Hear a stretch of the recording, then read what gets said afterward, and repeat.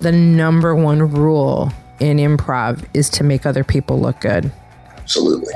That's the number one rule on stage, because when we make other people look good, we automatically look good, but then they realize that they love us and they don't know why. That's right. Because it's about how they feel. You hit it right on the head there. Absolutely. That's so right on.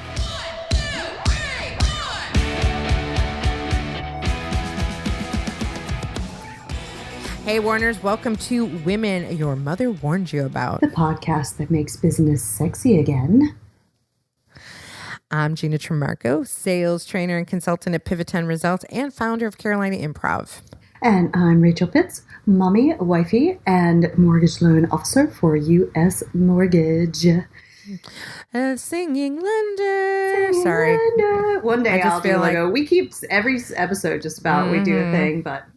Well, if you say it enough, maybe it'll happen. Yeah, I guess so. It's clearly not a super priority for me because I have so many other things going on. What? It's not a priority. I'm right now prioritizing my next music video that's coming out. So excited. Oh, is that the Gaga? The one that I can't wait for that to come out. Yeah, I just got a text from the guy. Excited. He's working on it. It's so fun. Super excited. Hey, I'm super excited about this episode. Me too. Bob Burg is really, he's fascinating and he's got such great messaging. You guys will love him. He's another one of those I got like a business crush on. Yeah, I can tell when you have a business crush on somebody when because I'm gushing? I never get to talk. I'm like, okay. It's cool. It makes my life easier. It's fine. Well, I did like hit you up in the chat. I'm like, hey, if you want to ask a question. I'll shut up. I might actually shut the fuck up for a second. You didn't really, but you know. We really didn't need to ask him a lot of questions. No, he's very clear on his messaging, and he's got a lot of great tips that you guys will pull immense value from. So if you're not familiar with Bob Burg, he is the author of The Go-Giver, and it's a series of books about providing value. Okay, that's the best way to summarize it. He is, let's talk a little bit about The Go-Giver. It's a Wall Street Journal and Business Week bestseller, has sold over 950,000 copies. Ooh. Since its release, it has consistently stayed in the top 25 on Porchlight's business book bestsellers list. The book has been translated into 28 languages, and it's rated number 10 on Inc. magazine's list of the most motivational books ever written. So I was super excited about him coming on the show. Yeah. You know, it's really wonderful about somebody with that high level of accomplishment is he's still super down to earth, and he's just a normal human, you know, just maybe a little smarter than some of us over here. Yeah, he's awesome. And shout out to Casey Hayson for the introduction. She is a true go-giver and the president of our fan club, self-proclaimed president. We let her keep that title. So thanks to Casey. And also thanks to Scott Ferguson, another past guest of our show, because I was angling with him, trying to get him to connect us to Bob, because he lives down the street from Bob. So thanks to those two people who are also amazing go-givers. I will say one of my biggest takeaways, and I saw it on your face, Rachel, saw it on your face, when he was talking about value and standing in your value of, like what you charge for. And I think you were giggling because I sent you a message this morning that my other crush, Jeb Blunt, sent me an email this morning that I'm not charging enough money for things I'm selling. So... I agree with him. I didn't get a chance to Marco Polo you back, but I agree. Yep. So I saw the look on your face when he talked about it. So I knew what you were thinking because I had already messaged you about it. So that was my big takeaway. Did you have one big takeaway? I love there's a quote that he uses in his Go-Giver book. It's "Give and ye shall receive," which is a really great, it's just a great message that you'll receive in this entire podcast. Yeah. So let's get going and hear this episode with Bob Burg.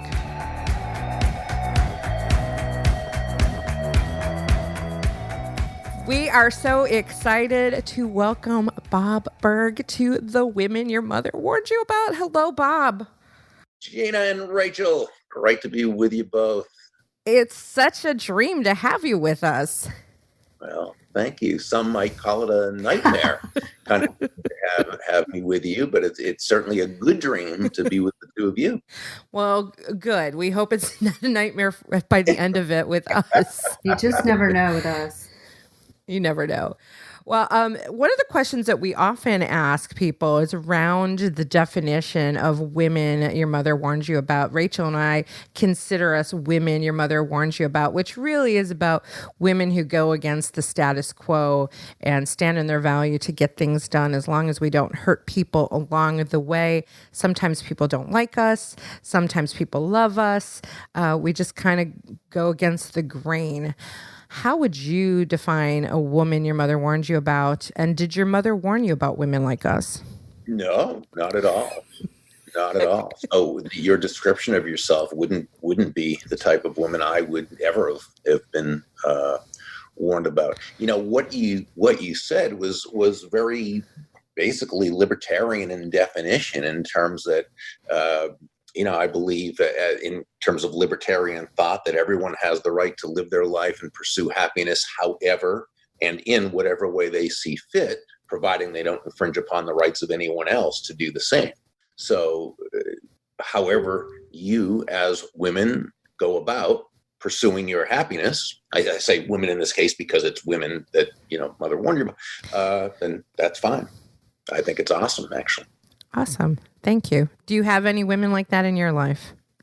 Yeah, I've always seemed to attract women. The women I always dated always were women who had very high self-esteem, and I would always have considered them feminists, though they rarely describe themselves that way. But I think the reason is because feminism in modern day, and even over the last 20 or 30 years, has sort of a different definition for different women.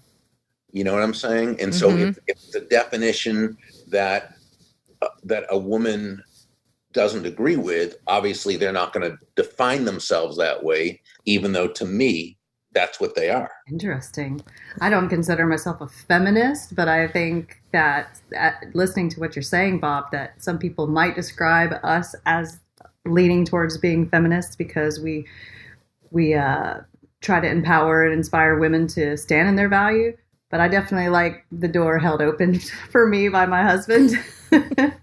Well, but here's the thing. There's no dichotomy between being a person who has high self-esteem, walks in her value, and any other positive aspect of being a person or being a woman, if you will, that you want to have, and wanting a guy to be a gentleman.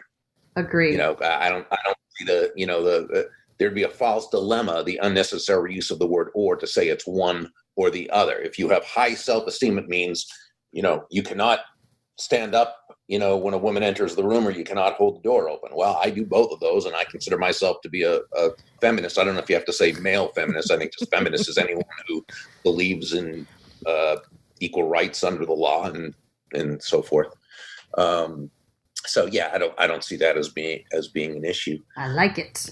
You get to stay. You get to stay. I'm not mansplaining by saying that. And you're not mansplaining. That's awesome. We do have a male co-host, Keith, who could not be with us today, and he sends his apologies. He often balances us, and we like to have different points of view. So it's always good to have him on to throw us off a little bit, or to provide amazing insight. So let's shift over to the Go-Giver, because I know I was super excited at the opportunity when Casey introduced us, and I had already been talking to Scott Ferguson about getting introduced to you. So it's kind of interesting because I do believe that Go-Givers flock together. And so when you look at, who is part of our tribe and who we attract and who we're part of, we all have those similarities. Not everybody's familiar with the Go-Giver. I'm stoked to have you on the show today. So for those who are not familiar, can you give us an overview of the book? And there's a series of books, but just a general overview of the book. Yeah, it's a series, and 3 of them are parables, and one is more of a how-to guide. But the books are the Go-Giver Leader and the Go-Giver Influencer are the parable series. And the basic premise, really, of the entire series is simply that shifting your focus, and this is really the key, shifting your focus from getting to giving. And when we say giving in this context, we simply mean constantly and consistently providing immense value to others, understanding that doing so is not only a very pleasant way of conducting business, it's the most financially profitable way as well. And not for some woo-woo, way out there type of reasons. It actually makes very logical sense when you think about it, because when you're that person who can take your focus off of yourself and bring it onto others, being laser focused on making their lives better, bringing value to them, helping solve their problems, helping them to attain happiness through, however it is you happen to do it in the end through your product and service, but however that ends up manifesting itself. When you're that person, people feel good about you. People want to get to know you. They like you. They trust you. They're much more likely to want to be in relationship with you, to do business with you if that's appropriate, and to refer you to others.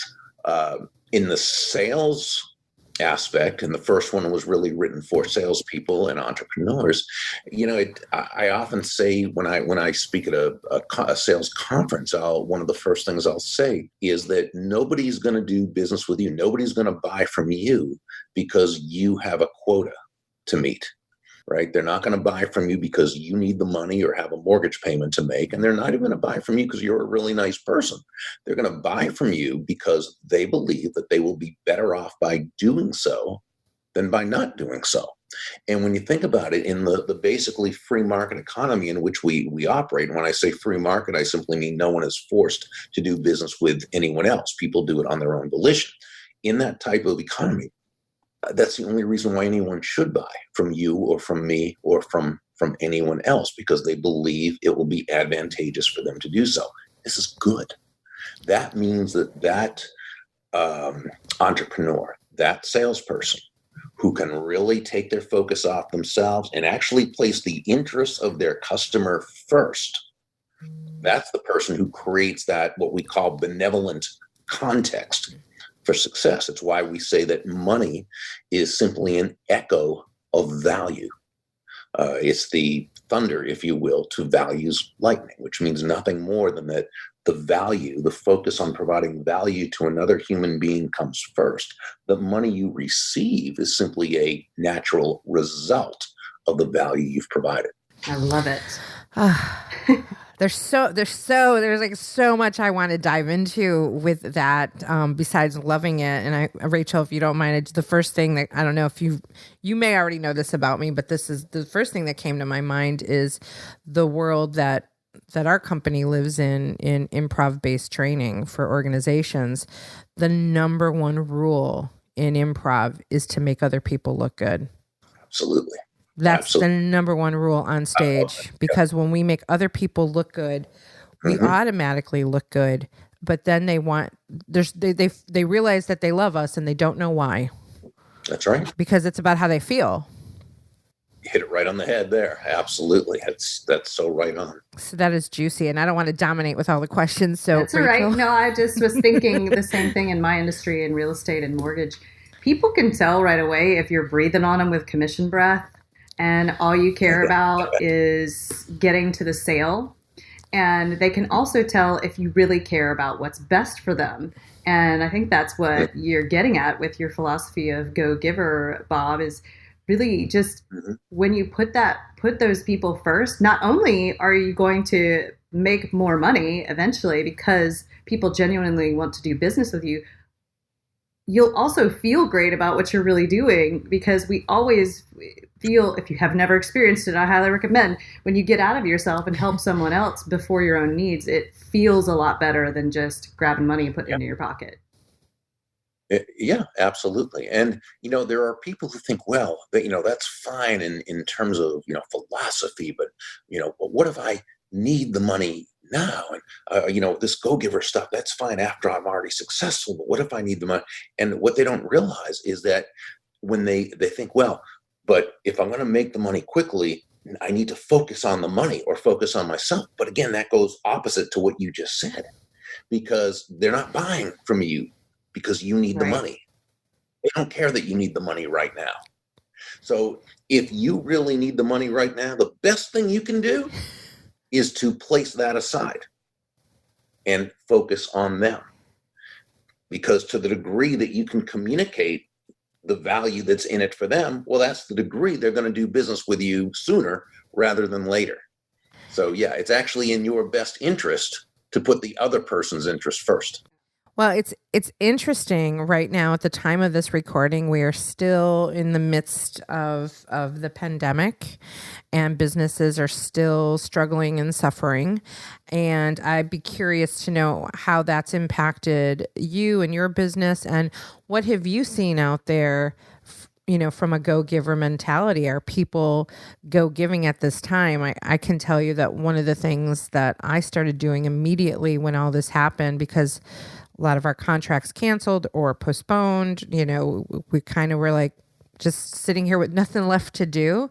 So instead of becoming idle, we started giving back to other businesses and spending our time coaching and consulting and training and not getting paid, and just doing it for the purpose of lifting other people up and other businesses up, and giving a whole lot of value without expecting anything in return. And that's just the way we roll. So I'd be curious your thoughts on what's going on in the world today with that.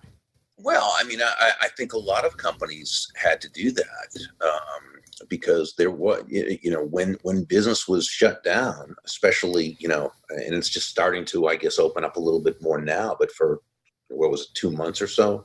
I mean, it was basically shut down. You weren't going to have sales if that was your desire. It wasn't happening, and there's nothing magic about this. So, what the intelligent business people did was they found a way to bring value to their prospects, customers, and clients, even though there was not going to be an immediate payoff.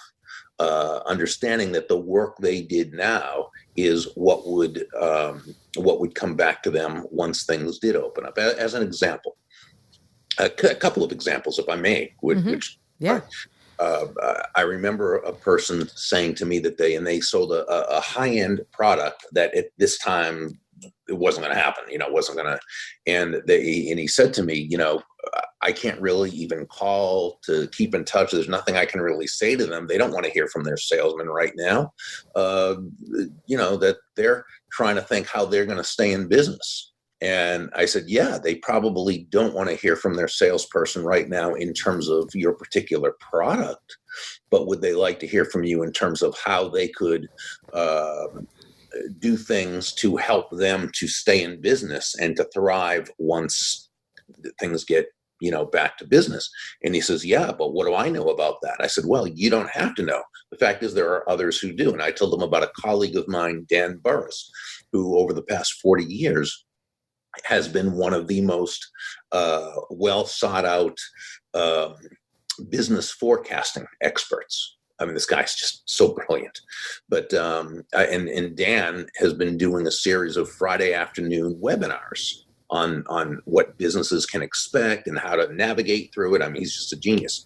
And I said, what if you called them on the phone, okay, and you just you call to check in, let them know you're thinking about them, and that you were told about a great a series of free webinars from one of the best business forecasters. We used to call them futurists, business futurists, now business forecasters, right? Sorry about that.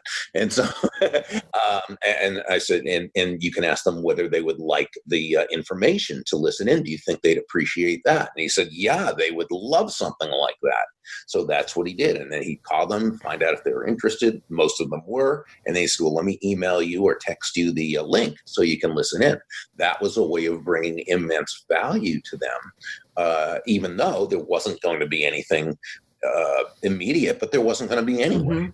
So now, once things get back, now who are they going to be thinking of? Are they going to be thinking about his competitors who just kind of stayed away and didn't do anything because there was no use, because they did right, or the person who had them in mind, even though there was not a direct sale to be made at the time?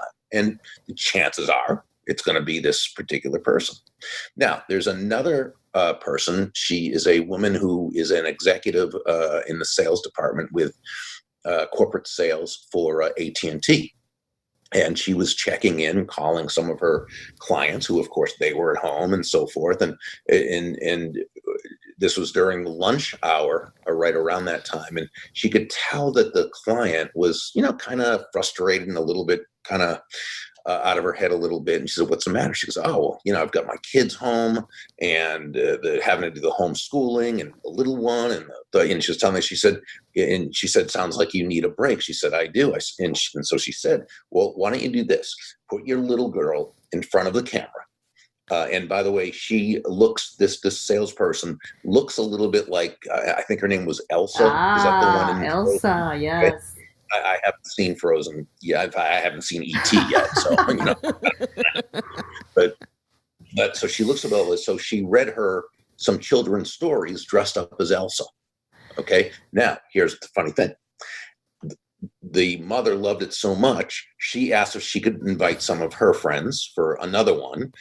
And this gave this AT&T executive the idea to make this available to all her clients, and her clients could invite people.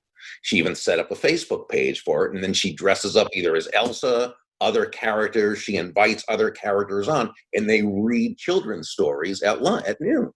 Now, what immense value she provided, and who is going to be the person these people go to and stay with and can't be torn away from after this thing. You know what I'm saying? So there's lots of things we can do. Now, of course, you're not doing it for the reason of getting something in return. No, you're doing it because it's who you are. It's what you do. That's the spirit you have. But again, there's no dichotomy between this. To the degree that your focus is on giving or providing value to others, that's the degree to which you cultivate these know, like, and trust and very loyal relationships. That is incredible. I am so inspired by that. Yeah, that's a great idea. Hey, Warners, just a quick reminder. If you love this episode, share the love. Share it with someone. Share this episode or the show with a friend. Pass the link on. Promote it on social media, on the interwebs. Share the show. Share the love. And now back to the show. Brilliant. Oh gosh, Rachel and I have a tendency to have a million amazing ideas, right? And I actually have a really great Elsa outfit, so there's that. But there's a real estate agent in my market that is a realtor partner, and when the pandemic began, she started making masks and delivering them to pretty much anybody that asked. She wasn't asking for money for it. She just felt like it was something she could do. And what she discovered in making these masks and delivering them to people is that she got business, and she was actually surprised. And I said, it's very genius of you. But she didn't think, if I make masks, I'll get business. She thought, let me make masks for people to help them because I don't feel like I can do anything else right now. And in turn, she got a lot of business people that were wanting to list their homes and purchase new homes, and et cetera. And when you think about it, again, it makes logical sense because people want to do business with people who they know are more likely to care about them. Yeah. Right. And someone who just makes masks in a time like this is someone who cares. Love it. Yeah. We pretty much are who we are. And you started at the top of this conversation about taking the focus off yourself and putting others first. Curious on your thoughts on, is that something that comes natural? Is that something people learn? Is that something that's teachable? There's some people that just aren't really good at putting others first. What are your thoughts on that? For some people, it's more natural than for others. I think, like anything else, it's we have inclinations to be a certain way, but if those inclinations are not developed and nurtured and worked on, they're probably only going to be so effective, right? There's others who may not have that inclination, but once they understand why it's important and they begin to practice and put it into use, they feel so good about it, and they realize it is something they can do. Mm-hmm. So I think it really depends on the person in terms of how natural it is. The good news is anyone can learn how to do it. That's excellent. I just want to make sure to clarify, too, that when we talk about placing other people's interests first, because the third law in the Go-Giver was the law of influence, which says your influence is determined by how abundantly you place other people's interests first. It's important to clarify and qualify that statement, because when we say place other people's interests first, we're not saying that you should be anyone's doormat or a martyr or self-sacrificial in any way, shape, or form. Absolutely not. It's just that it's several mentors in the story told Joe, the protege, that the golden rule of business, of sales, of life is that all things being equal, people will do business with and refer business to those people they know, like, and trust. And there's simply no faster, more powerful, or more effective way to elicit those feelings toward you in others than by genuinely and authentically moving from an I focus, as we talked about earlier, or me focus, to an other focus. Looking to, as Sam, one of the mentors in the story, advised Joe, make your win about the other person's win. And as you develop a reputation for doing that constantly and consistently, now you become that go-to person that others see as that center of influence and that trusted resource. Well, since you've talked about one of the values, there are 5 values in the book. Could you touch on those 5 values?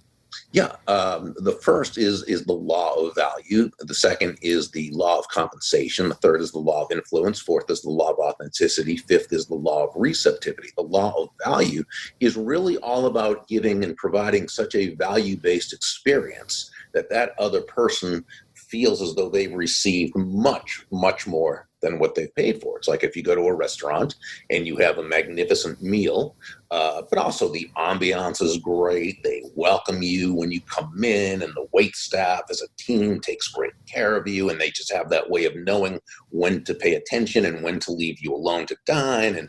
And for the entire experience, the owner comes over and makes sure to say hi, and everything about that experience was such that, boy, the check might have been $150 at the end, but you came away feeling like $1 million. You received more in value than what you paid for. While the restaurant owner, of course, made a very healthy profit. So in a free market-based transaction or exchange, there should always be 2 profits: the buyer profits and the seller profits, because each of them come away much better off afterwards than they were beforehand. The law of compensation, which says your income is determined by how many people you serve and how well you serve them. This is all about how many lives you impact. So while the restaurant may have provided an immense value-based experience, in order to make a lot of money, they have to serve a lot of people. Well, the more value you provide to the more people, the more income you bring in. As one of the mentors in the story, Nicole Martin, who was the CEO, told Joe, the protege, law number 1, the law of value, is about your potential income. Law number 2, the law of compensation, which measures how many lives you've impacted, that equals your actual income. Law number 3, we discussed the law of influence. Law number 4 is the law of authenticity. This says the most valuable gift you have to offer is yourself. In this chapter, Deborah, one of the mentors, shared a very important lesson she had learned in her sales career, and that is all the skills in the world, the sales skills, technical skills, people skills, as important as they are, and they are all indeed very, very important, they're also all for naught if you don't come at it from your true, authentic core. But when you do, when you show up as yourself day after day, week after week, month after month, people feel good about you. They feel comfortable with you. They feel safe with you. After all, they know who they're getting, right?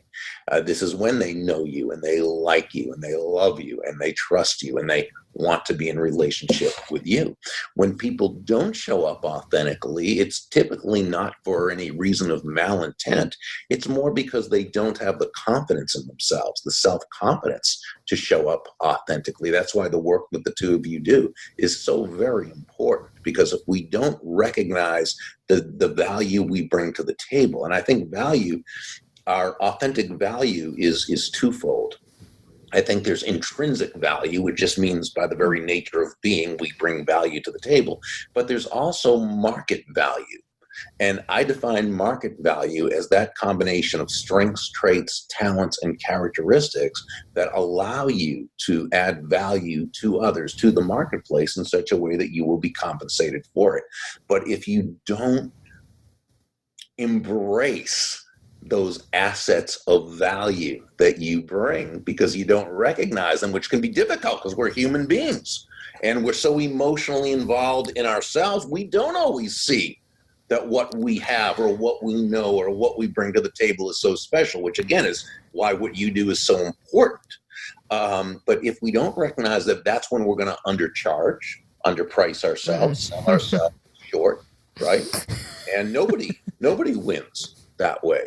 So, it's very important to make sure that you know, understand, and embrace your authentic value, because that's what you're going to lead with. And then law number 5, the law of receptivity, says the key to effective giving is to stay open to receiving. And this really means nothing more than understanding that we breathe out, but we also have to breathe in. And just try doing one without the other. It doesn't work, okay? You breathe out carbon dioxide and you breathe in oxygen. You breathe out, which is giving. You breathe in, which is receiving. Giving and receiving are not opposite concepts, despite the messages of lack we get from the world around us. Oh my gosh, I hear things that are said, how, people who are wealthy had to have done it by nefarious means and by taking advantage of it. Now, it's a big world. Of course, there are lots of people. And if we want to see things a different way, we can always find evidence of it. But the messages we get, and many times it's a combination of upbringing, environment, schooling, news media, television shows, movies, all the different, that the wealthy are horrible and nasty and mean, and the poor are always good and they're happy and it's so many nonsense. People are people. And again, to the degree that we operate in a free market, which means no one's forced to do business with anyone else, the only way you can make good money over time, sustainably, both immediately but also sustainably, is by providing immense value to others. So giving and receiving are not opposite concepts. They're two sides of the very same coin, and they work in tandem. The question is not, are you a giver or a receiver? That's the false dilemma, right? It's you are a giver and a receiver. But what you know is that the giving comes first. The focus is on the giving of value to others. When doing this, again, you create that benevolent context for success and for wealth and for prosperity and for abundance. And when that happens, you need to be willing to embrace it. Awesome. What a great reminder. Yeah, really. On receiving. Such a great reminder. I think people definitely need to hear that. And you can feel it when you go somewhere, like the whole classic used car salesman analogy, where you can feel it when the person only cares about their money that they're making. And people may not be able to put their finger on it, but they can feel it when you care as well. Exactly. Well, Bob, we've got some signature questions we like to ask before we wrap up. And the first one is, how do you define sexy? How do I define sexy? Is it... I'm leaving that open-ended on purpose.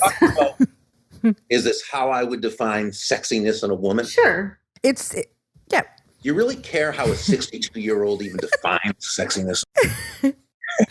Well, this is the podcast that makes business sexy again. So that's kind of that's our theme of like keeping things sexy, but everybody's got a different definition of what they find sexy. I would say a woman who is kind, who is charitable, who has a great sense of humor, and who really has confidence in her value, who owns her value, I think is very sexy. And a really cute tushy, but Wonderful. I'm feeling very sexy now. Very good. Very good. Tushies are important. Second question. What is the best advice that you ever got, aside from that last little story that you told us, but what is the best advice overall you've ever received?